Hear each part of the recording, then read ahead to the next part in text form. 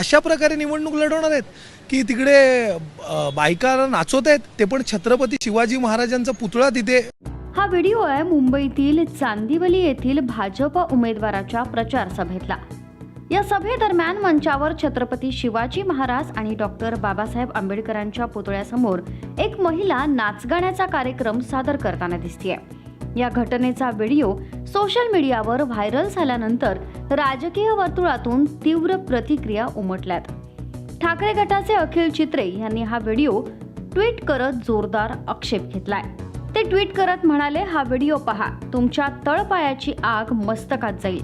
कारण भाजप मुंबईत प्रचार सभांमध्ये महिलांना नाचवून गर्दी जमवत आहे. आमच्या महापुरुषांपुढे बायका नाचवता कुठे नेऊन ठेवला आहे आमचा महाराष्ट्र. बरं, या कार्यक्रमाचे आयोजक कोण तर भाजपच्या स्थानिक उमेदवार.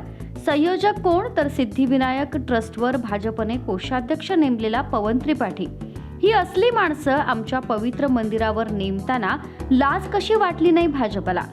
ह्यांच्या डोक्यात चढलेली सत्तेची मस्ती उतरवण्याची संधी वारंवार येत नसते. यांना एकदाचा शिवटोला देऊयाच. दरम्यान या प्रकरणावर भाजपचे मंत्री चंद्रशेखर बावनकुळे यांनी ठाकरे गटाला प्रत्युत्तर दिलंय. ते म्हणाले, हा महिलांचा आनंद आहे, त्यात एवढं बोलायची गरज काय. आमच्या महिलांनी आनंद व्यक्त केला असेल त्यामध्ये एवढं बोलायची गरज काय.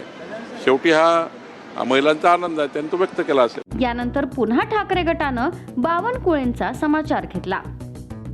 चित्रे म्हणाले, मुंबईतील नाचगाण्याच्या कार्यक्रमावर मंत्री बावनकुळे म्हणतात, तो आमच्या भाजपच्या महिलांनी आनंद व्यक्त केलाय. हा व्हिडिओ पाहून नाचणारे महिला भाजपची कार्यकर्ती वाटते का. तसं असेल तर मग लैला ओ लैला हे गाणं भाजपचं थीम सॉन्ग आहे का. निवडणूक आयोगानं अशा कार्यक्रमाला परवानगी दिली होती का. आणि नसेल तर कारवाई होणार का. महाराष्ट्राच्या येणाऱ्या भावी पिढीसमोर भाजप असली विकृत, विक्षिप्त आणि संस्कृतीहीन मानसिकता रुजवणार आहे का.